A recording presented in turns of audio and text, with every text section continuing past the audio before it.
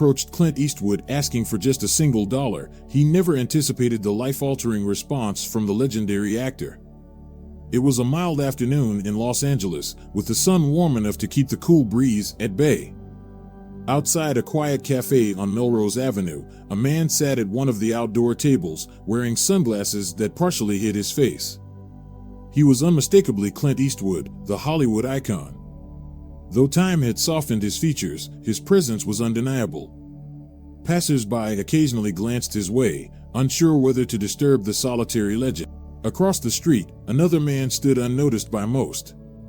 His clothes were worn and layered, each piece telling the story of days spent outdoors.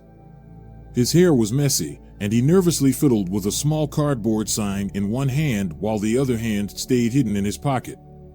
His name was Kevin, and this was the third week he'd been sleeping behind a dumpster near a nearby convenience store. He hadn't eaten a full meal in 2 days, and his stomach growled, reminding him of how far he'd fallen. As Kevin scanned the cafe for someone he could approach, his eyes locked with Clint Eastwood's. At first, he hesitated. What could a man like Clint possibly care about someone like him? But hunger has a way of dulling pride. Taking a deep breath, Kevin crossed the street, each step heavier than the last. His voice barely audible, he reached Clint's table, nervously asking, "Sir, can you spare a dollar?" Clint slowly looked up, removing his sunglasses. His expression was unreadable, and for a moment, Kevin wondered if he'd made a mistake. But then Clint leaned back in his chair, studying Kevin as if trying to figure out a puzzle. The pause stretched on, and Kevin's anxiety grew. He was ready to apologize and walk away when Clint finally spoke. "A dollar, huh?" he said neutrally. Then, with a slight smile, he added, "Sit down. Let's talk." Kevin had no idea what this invitation would set in motion. Hesitant, he sat down, unsure whether this was a cruel joke or something real. Scanning Clint's face for any hint that this wasn't genuine, Kevin found none. There was no malice, just a calm curiosity that made him feel vulnerable yet strangely comforted. "Thank you," Kevin whispered as he sat across from Clint, trembling slightly as he placed his sign on the table, making sure it wouldn't draw too much attention. Clint's gaze was steady, but it wasn't judgmental. It was as if Clint wanted to understand the story behind the grime and despair. Kevin wasn't accustomed to this. Most people either avoided eye contact or tossed him some spare change without thinking twice. No one seemed interested in hearing his story anymore, but sitting there with Clint, someone he never thought he'd meet, the words began pouring out. I'm sorry if I bothered you," Kevin stammered, his voice raw. "I don't usually ask. I've been trying to find work, but it's harder than I thought." He looked down, embarrassed by how desperate he sounded. Clint didn't interrupt. He just listened, which was more than most had done for years. Taking a deep breath, Kevin continued, the words tumbling out. "I was a contractor, you know? Had a crew, steady work, then the recession hit. Jobs disappeared. It didn't take long for the savings to run out. Then came the late notices." Kevin paused, swallowing hard. "Well, you can guess the rest." He tried to laugh, but it came out bitter and hollow. "Funny, right? I spent my whole life building other people's homes, and now I can't even keep a roof over my own head." Clint's expression remained calm, but his eyes softened. Kevin could feel his shame creeping back, and he tried to shift the conversation away from himself. "I know you probably get asked for things all the time. I don't mean to be just another guy with his hand out. I don't know what else to do anymore." But Clint wasn't the type to dismiss a story like this. He leaned forward, elbows on the table, hands loosely clasped. The air between them grew heavier, quieter, as if time itself had slowed down just for their conversation. Kevin's pulse quickened, half expecting Clint to hand him a couple of bucks and send him on his way, as others had before. But instead, Clint asked a question Kevin didn't see coming. "What's your name?" Kevin blinked, taken off guard by such a simple question. Kevin," he muttered, barely audible. Clint nodded slowly, repeating the name as if testing it. "Kevin," he said thoughtfully. After a brief pause, he added, "You know, Kevin, I've played a lot of characters, cowboys, soldiers, detectives, and one thing I've learned is that every one of them had a story. Good, bad, ugly, it doesn't matter. What matters is how they carry it. So tell me, what's the next chapter of your story? Kevin stared at Clint, unsure whether he was being serious. The next chapter, he echoed in disbelief. Yeah, Clint said, leaning back. You're still here, aren't you?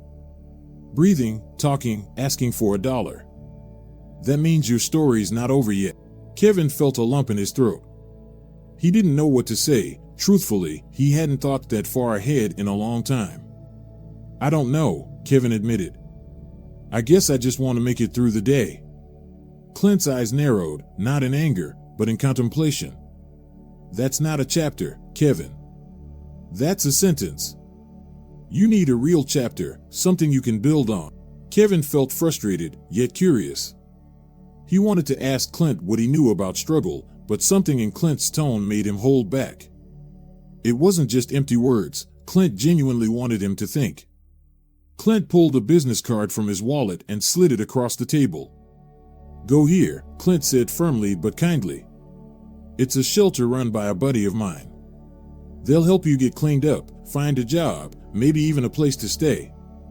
But it's up to you to take the first step. Kevin stared at the card, his hands trembling. Why? Why are you doing this? He asked, his voice cracking. Clint's expression softened just a little. Because someone did it for me once, and I wouldn't be here if they hadn't. Kevin wasn't sure he could believe in second chances, not after everything he'd been through. But Clint wasn't finished. People like you? Clint said quietly. What does that even mean? Clint leaned forward again, his voice soft but intense. You think I've never been down? You think I don't know what it's like to carry the weight of the world on your shoulders and have no one to help lift it? Kevin looked up, startled. Clint's face, though calm, seemed to carry the weight of his words. I grew up dirt poor during the Great Depression, Clint continued. I know what it's like to go to bed hungry and wonder if tomorrow will be any better. And let me tell you something, Kevin, it's not about how hard you fall. It's about whether you're willing to get back up. The words hit Kevin hard. He opened his mouth to argue but had no words. Clint continued, his voice softer, life isn't fair.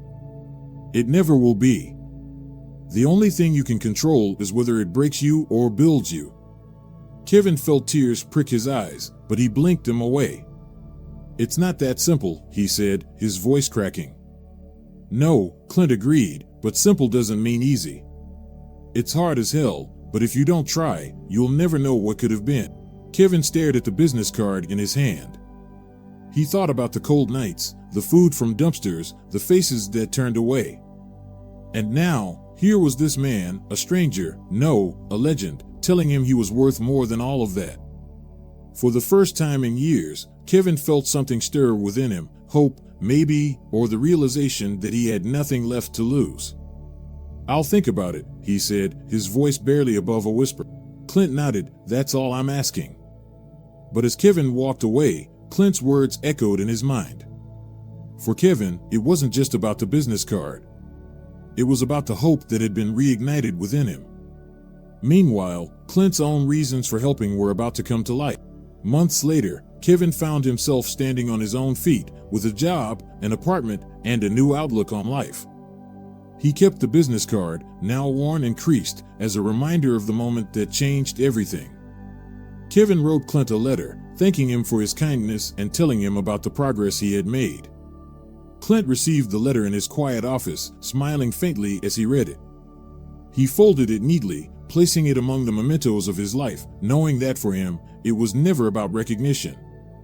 It was about paying forward the kindness he had once received. Kevin's story didn't end there. He began volunteering at the same shelter, helping others the way Clint had helped him.